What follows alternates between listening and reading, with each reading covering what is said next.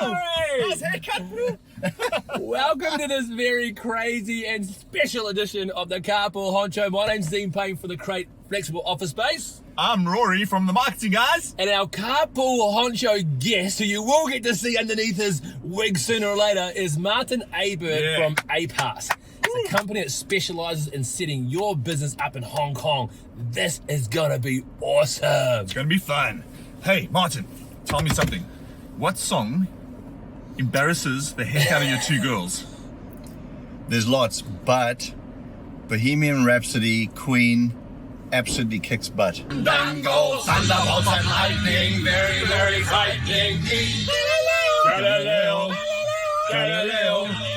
Nobody loves me. He's just a poor boy from a poor family, sparing his life from the monstrosity. Mamma mia, Mamma mia. for me, for me.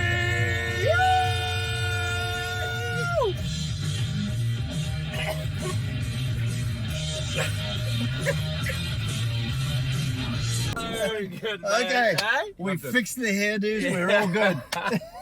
Should we go for a drive, boys? Yeah, should. let's go for a drive. So, Martin, tell us a little bit more about who you are, mate. Well, I was Safa born, Cape Town boy. Huh? Left South Africa in 1986 or 7.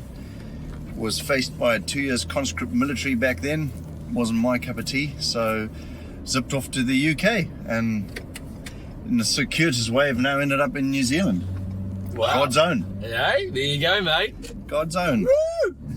So tell us a little bit more about the motivation for Hong Kong. Well, absolutely loved living in London, some of the best years of my life. But on one of the, we used to try and avoid winter. That was just miserable. And we used to head south. And one of the trips I came through Hong Kong, I spent 10 days there.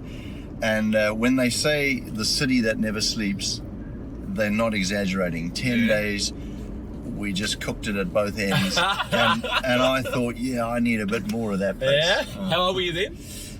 25, 24, 25, 20, yeah. Good About times. Living Good your times. best life. Living the dream. What haircut did you have then? Actually, I had a complete and utter mullet. Yeah. True story. Hey, hands up if you had a mullet when you were younger. Yeah, boys! Get a mullet, boys! Yeah. So tell us a bit about what Hong Kong did for you personally and also business-wise. Well, I'll tell the story that I often tell of when I first rolled into Hong Kong. I was literally a backpacker. Had £1,000 sterling in traveller's checks. Remember those? Yeah. Those? No. Yeah. In my pocket, and turned up there. And 15 years later, I finally left to come to New Zealand, and had a wife, 2 daughters, 40-foot container of crap. Owned my own business and still pretty much only had £1,000 in my pocket. So That's called business, right? well, business. it is absolutely about business, and it fundamentally changed my personality and my character. I turned up in Hong Kong. I'm an engineer, a land surveyor by trade. Oh, wow. I was introvert, shy. We'd go to networking events, and I had a mate there at the time, Frank Room, and he'd walk up to people and say, "Frank, don't think we've had the pleasure yet," and he'd just introduce himself, and I thought he was absolutely mad. I thought it was the most embarrassing thing anyone could do. Yeah. And now it's all about network, and Hong Kong is all about the people you meet all the time, and it fundamentally changed my character. So Hong Kong rubbed off on you. It changed you fundamentally. is It what you're saying. completely changed me. It made me understand that, you know, they talk about the youth of today are going to probably have to pivot their career path up to 5-6 times because the world is moving so rapidly. When we finished school and we were given career advice, guidance, counseling, half the choices of today didn't even exist. Yeah, true. So I was just an engineer, bowled into Hong Kong. In 99 was the height of the .com era. I had watched the impact that computers had on the construction of Hong Kong's airport. It was dramatic. And so I thought, that's it. Computers are the way of the future. I'm going to run an IT company. And the beauty of Hong Kong is that people don't say to you, you're bonkers, how are you going to do that? you're an engineer, they say that's a fantastic idea. Wow. How are you going to do it? Wow. And you just get on with it. A city of possibilities. Great attitude, An man. absolute city of opportunity. And I think really as a nation, as a what do you call it, a country, we just lack that kind of possibility mentality, right? Where nothing's impossible, give it a go. If I had $1 for every person or business I've asked here whether they operate internationally, and they say, oh yes, we've got an office overseas, and then I say, where is that? And they say, in Australia. I'm like, there's more than just crossing the ditch to doing business internationally. Yeah. You know. Well, I mean, the reality is, right, is we live in such a global economy now, right? Doing business overseas is Completely. closer than what it's ever been. Yeah. But if we're honest, Martin, I'm a local Kiwi guy. You guys are from South Africa, so you kind of, I guess, you get a little bit more of an idea of the spans of the world. But for most of us Kiwis, it just seems a bit frightening and scary to go somewhere like Hong Kong and do business. Is that the case?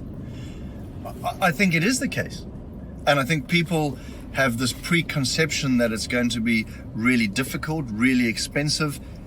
It's none of the above. Really? It's a cultural experience. Yes, there's some language barriers. There's definitely cultural nuances that you've got to become familiar with. But it does not have to be that hard or expensive. So 2 things. Tell us how you assist people to actually make that transition. And secondly, tell us about the benefits for a business, a Kiwi business, setting up in Hong Kong. So, like setting up any new business, your first fundamental is to establish the legal entity there. So you've got to get the company started. Then one of the subtleties of Hong Kong is that most people rent their office space, they don't own it. So every couple of years you're likely to move. So you have a corporate secretarial service that provides you with a fixed address and handles a lot of the administrative documentation you have to do every year, annual returns, things like that. So Abert's handle that aspect of helping businesses set up. But then any other new entry into the market, it's about finding a start-up desk. Like I said, you're normally up for a 2-year commitment to a rent to begin with. When you are just opening the office, you've no idea how quickly you're going to expand. How many desks do you need? So a shared space or a temporary desk space is exactly what you need. Yeah. If you do need to send some expertise up there, there's work visas, there's all that kind of stuff. So APAS assist with all of that side of the business as well. So it's just about making it easy for you to get started. Okay, so it's not that hard to do is what you're really trying to say. It's not that hard, and it's not that expensive. Yeah. And there's a great company called APAS that can help you. That's you guys. Yeah. What are some of the benefits? Why would I bother? Well, so we sort of become accustomed to reasonably high taxes here in New Zealand. One of the obvious benefits to Hong Kong, especially at the moment with post-COVID stimulus packages, the government there are offering SMEs or any business their first 3 million Hong Kong dollars. So we're talking 600,000 Kiwi of profit. Profit is only taxed at 8%. 8%. That's like you sort of thinking. Did you guys hear that? 8% tax. And that's just the temporary one. Normal is 16.5 across the board. Business, personal, doesn't matter. Wow. So it's not a scale up go of to you 16%. earn more and more. Yeah, Wow. that's right. And you mentioned before that anyone can set up a business up here. You don't have to live there. You don't have residency. So any business that's set up there only needs one director, and they do not have to be a Hong Kong resident. So that's a fundamental difference with Singapore as the competitor. They're also easy enough to establish businesses. APAS do help in Singapore as well, by the way. But one director, not necessarily a resident, and you're away. Wow. Any other benefits outside of tax that you would say is worthwhile noting? The one I always retell is for any business in a startup phase, the banks are not your friend. No. You know, umbrellas when the sun's shining. Anyway. And Hong Kong's no exception. The banks are not your friend, but there's a lot of them. Right. So you can approach a few, you can set them off against each other, you can hold more than one bank account. So it's just a simple thing, but it's an advantage. So let's just get real here. It can't be every business that would make it in Hong Kong? There has to be certain Kiwi businesses that would thrive. Can you give us a rundown of what that looks like?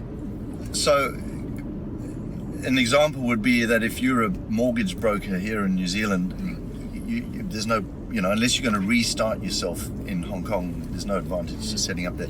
Right. But the one I always pick on, because of the few things I'm passionate about in life, golf and wine costs a lot in Hong Kong, and Kiwi wines have a good name, but the boutique size of most of the wineries in New Zealand just makes them a non-starter for holding floor space up in Hong Kong. So setting yourself up in Hong Kong as a startup front business and being able to do distribution out of there is a huge advantage. You're trying to get your product out to the world. Sure. So that's the kind of ideal. Fresh produce, a good one? So funny enough, there's a very well-established Kiwi business that are established in Hong Kong that handle exactly that, fresh produce. Okay. And they supply the boutique end restaurants and hotels with Kiwi fresh produce. It's been such a cool conversation. Now, of course, Hong Kong, for many of us, we might know it for the big concrete jungle with the bright lights and the busyness of the city, but we also know about the Hong Kong Sevens, mate, eh? Yeah. You got a take on that event, have you? I did a lot of takes on it. I pretty much did 14 Hong Kong Sevens in a row. Wow. I coached women's rugby in Hong Kong for about 5 or 6 years, and that team played in a number of the Hong Kong Sevens. Wow. Some of the Kiwi greats were discovered at the Hong Kong Sevens. Jonah Lomu, Christian Cullen, those are names from the early and mid-90s. But my favourite story around the Sevens, and one that I can remember, because there's a lot of those that we can't, but I decided it was the perfect venue to propose to my wife. So I organised for skydivers that they would fly in the middle of the Sunday parade. Wow. And one of them had a huge big banner that he would unfurl from his foot that said, "Marry me, Shireen."